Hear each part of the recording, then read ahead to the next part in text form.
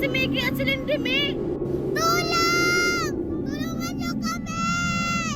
O sige, tutulungan ko na sila. Dito ka lang ha. Mag-iingat ka, Marian, ha? Marian, sana maligtas mo sila! Mag-iingat ka!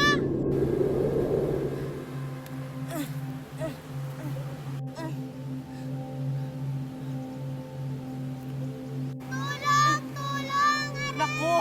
Ang layo ng bato na yun. Hindi ko yun maaabot. Anong gagawin ko? Naku, Sophia! Di maaabot ni Marian yung bato! Paano niya ililigtas si Lindimi at saka si Mickey? Gagawa ako ng paraan! Wait lang, Marian! Dalian mo, Sophia! Dahil malapit na sila kainin ng buhangin. Dalian mo, Sophia! Wala nang oras!